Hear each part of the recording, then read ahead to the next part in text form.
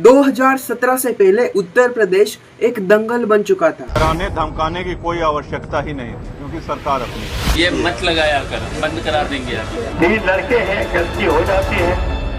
Police station के अंदर बैठकर सिटिंग मिनिस्टर को गोली मार दी जाती है। 25 से ज्यादा पुलिस वाले अपने आंखों से ये सारी चीज देखते हैं और फिर कोर्ट में खड़े होकर कहते हैं कि उस दिन ऐसा कुछ हुआ ही नहीं। और विकास जो 60 से भी ज्यादा क्रिमिनल केसेस अपने सर पर लेकर घूम रहा था, एक तरफ माफिया सरकार से बड़ा बन चुका था और दूसरी तरफ पुलिस रिश्वत पे बैठी थी। कुल मिला के 2017 से पहले यूपी में बहुत गंदी हालत थी। यूपी के ऐसे वायलेंट बैकग्राउंड पर 2017 में एंट्री होती है योगी आदित्यनाथ की। इनको देखकर यूपी की जनता को लगने लगा था कि यही सीएम है जो हमको इस दलदली से बाहर निकाल सकते हैं। सीएम की कुर्सी पे बैठते ही योगी जी ने 2 मर्सिडीज लेने से मना कर दिया था। कालीदान मास से एसी हटवा दिए तो योगी जी ने सिंबल सर्जिकल स्ट्राइक कर दी थी और योगी जी ने जनता को एक साइलेंट मैसेज दिया था। अब यूपी में से लूटपाट खत्म होगी, अब यूपी एक नए नियमों से चलेगी।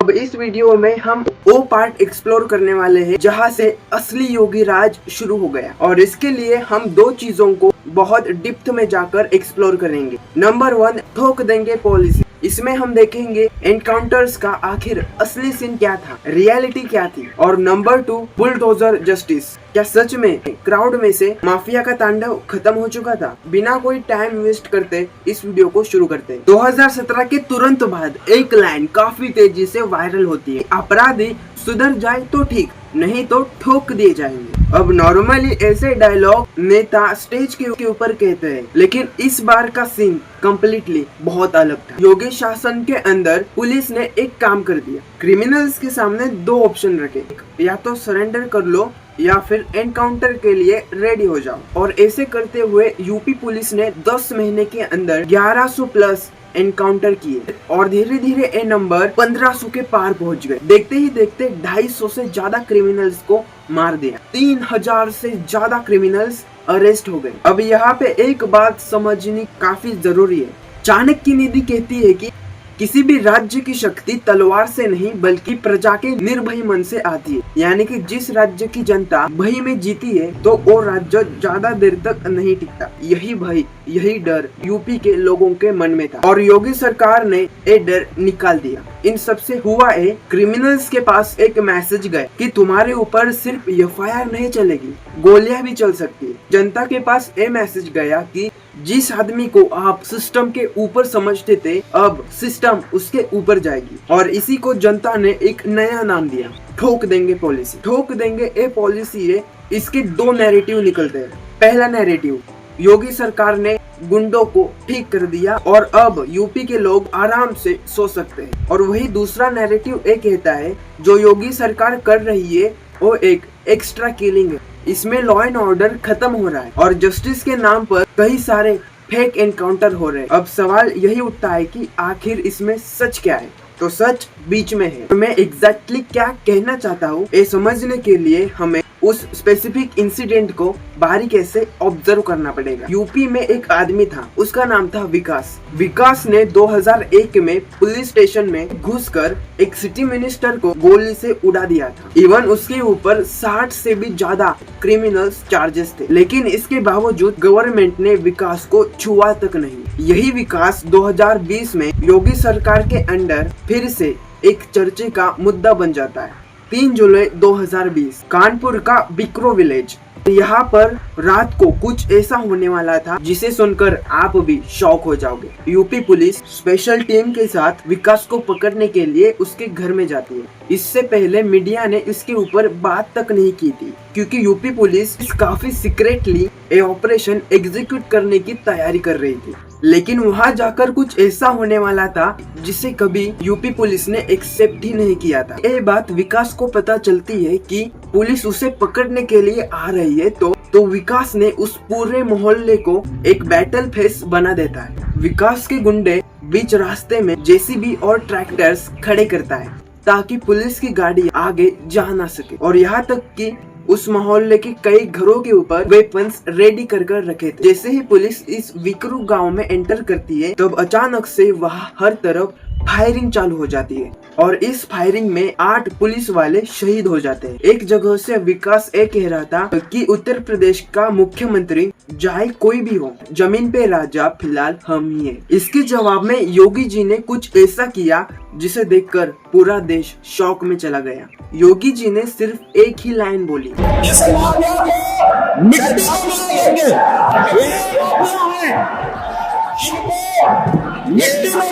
काम करेंगे। विकास को पकड़ने के लिए एक स्टेट वाइड ऑपरेशन तैयार किया जाता है और फिर आता है 7 जुलाई 2020।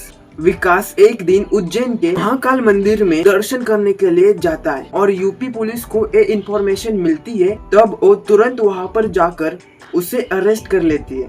अगले 3 दिन तक उसे कस्टडी में रखा जाता है और फिर 10 जुलाई को विकास को गाड़ी में बिठाकर पुलिस उज्जैन से कानपुर जा रही थी। सुबह का वक्त था, हाई सिक्योरिटी कॉन्वे थी, लेकिन इसी बीच जिस गाड़ी में विकास बैठा हुआ था वो गाड़ी अचानक से पलट जाती है। पुलिस कहती है वो गाड़ी अचानक से स्किड हो चुकी थी। इसी बीच विकास ने पुलिस से वेपन्स छीनने की कोशिश की, जिसके चलते वहाँ फायरिंग चालू हुई और फायरिंग के बीचों बीच विकास को मारा जाता है। ये लीगल था या फिर अनलीगल था, इसके बारे में हम थोड़ी देर में बात करेंगे, क्योंकि इसके ऊपर कोई भी ओपिनियन देने से पहले ऐसे ही कुछ और इंसिडेंट को डिकोड करना पड़ेगा। एक कहानी है यूपी का सबसे बड़ा माफिया अतीक अहमद की। एक बात याद रखना, एक ही इंसान के पास पॉलिटिकल पावर, गुंडागर्दी और पैसा, ये तीनों चीज होना ये पूरे दुनिया का one of the deadly combo है और अतीक अहमद के पास ये तीनों चीज थी। एक समय ऐसा भी था जब वहाँ पर अतीक अहमद के नाम पर कानून चलता था। लोग हंसी मजाक में कहते थे यहाँ का असली डीएम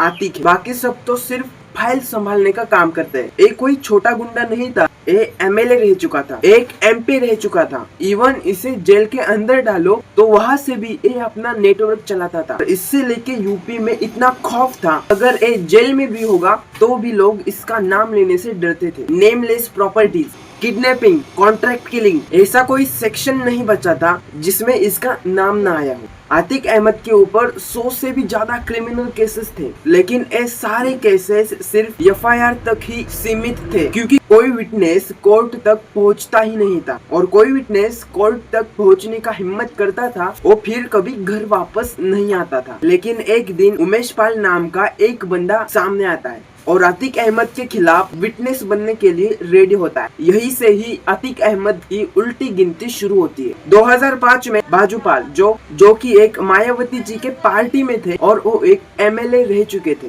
उनकी एक दिन अचानक से हत्या हो जाती है और उमेश पाल इसके विटनेस थे। 2012 में अतीक अहमद उस समय के यूपी के होम सिक्योरिटी थे, उनके लिए एक लेटर लिखता है, उमेश पाल है, मेरे ऊपर एक फॉल्स केस फाइल किया है और इसके वजह से मेरी इमेज खराब हो रही है और मेरी रिस्पेक्ट भी कम हो रही है। अतीक अहमद ने उस लेटर में ये भी लिखा था, उमेश पाल ने कई सारे लोगों के ऊपर ऐसे फेक केसेस रजिस्टर किए हैं जिसमें मेरा और मेरे भाई का भी नाम शामिल है। इस मैटर को सॉल्व करने के लिए मैंने उमेश पाल को मेरे घर तक बुलाया था, लेकिन वो कभी आया ही नहीं। ये तो हुई 2012 की बात। बाद में एक केस कई सालों तक ऐसे ही चलता रहा। उसके बाद आता है साल 2023। उमेश पाल को सीसीटीवी कैमरा के सामने बिल्कुल किसी मूवी सीन की तरह उमेश पाल को गोलियां और ग्रेनेड से दिन दहाड़े मारा जाता है और ये करने वाला अतीक अहमद का बेटा असद अहमद था और उसके कुछ शूटर्स थे। उमेश पाल की मौत एक काफी चर्चे का मुद्दा बन जाता है। एक तरफ योगी जी की पॉलिसी थी, ठोक देंगे पॉलिसी, और दूसरी तरफ अतीक अहमद दिन दहाड़े लोगों को मार रहा था। योगी सरकार के ऊपर फिर से सवाल उठने लगे। ऑपोजिशन पार्टी के लोग कह रहे थे यूपी में अभी भी गुंडा राज है, यूपी का एनकाउंटर मॉडल फेल हो चुका है। इसके ऊपर योगी जी एक लाइन बोलते हैं,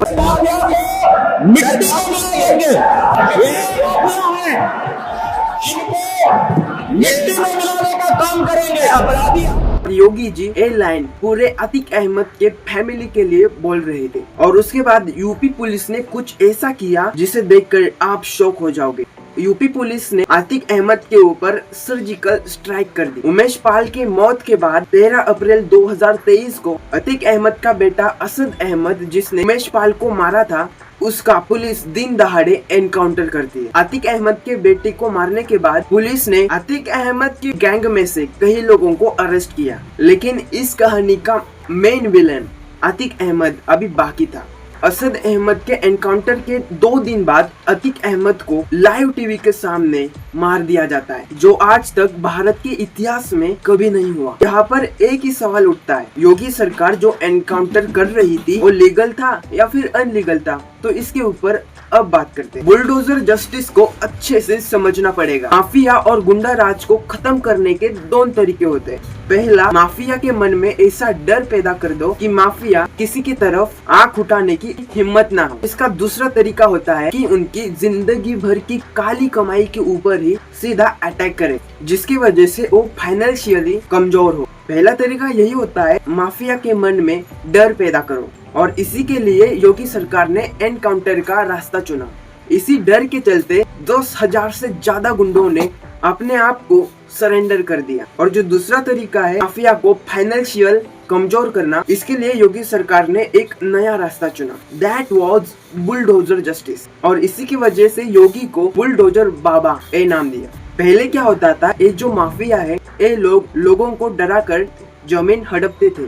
गुंडे, नेता और ऑफिसर उस इनलीगल जमीन के ऊपर बैठकर चाय पीते थे, और वो गरीब जिसकी जमीन छीन ली जाती है वो बेचारा दिन रात पुलिस स्टेशन के चक्कर काटता था। लेकिन योगी जी ने क्या किया, अतीक अहमद, गुप्तार अंसारी, विकास दुबे, जितने भी माफियास थे, इनके अलावा लोकल्स डॉन वगैरह थे, उन सब के ऊपर सभी के सभी एक्ट्स एक साथ लगा दिए। और इससे हुआ यूं, इन गुंडों ने इनलीगल लैंड के ऊपर जितने भी फार्म हाउसेस खड़े किए थे, हवेलियां बनाई थी और इनलीगल होटल्स, उन सब पर योगी सरकार ने बुलडोजर चलाया। कई रिपोर्ट के मुताबिक गुंडों की 1000 करोड़ रुपीस की प्रॉपर्टी थी, उस प्रॉपर्टी के ऊपर योगी सरकार ने बुलडोजर चलाया। अब यहाँ पर कई क्रिटिक्स ने एक सवाल उठाया, ये सब प्रोसेस के साथ हो रहा है क्या? सिर्फ माफिया का नाम लेकर आम आदमी के घर के ऊपर भी बुलडोजर चलाया जा रहा है। कुछ केसेस में ऐसा भी हुआ है, इनलीगल हिस्सों पर बुलडोजर चलाते वक्त कुछ लीगल हिस्सों को भी नुकसान हुआ है। लेकिन कहीं ना कहीं जो गरीब लोग थे वो इन सब से सेटिस्फाइड थे। एटलीस्ट लोगों के मन में जो माफिया का डर था वो डर ऑलमोस्ट खत्म हो चुका था। 2017 से पहले लोग घर से बाहर निकलने से डरते थे, लेकिन आज के समय में यूपी के लोग रात को कहीं पर भी घूम सकते हैं, और यही है योगी सरकार का कमाल। बाकी दोस्तों, ये वीडियो अगर आपको थोड़ी सी भी इंफॉर्मेटिव लगी तो प्लीज इस वीडियो को एक लाइक कर दो, प्लीज इस चैनल को एक सब्सक्राइब कर दो, प्लीज यार करो लाइक शेयर सब्सक्राइब प्लीज करो।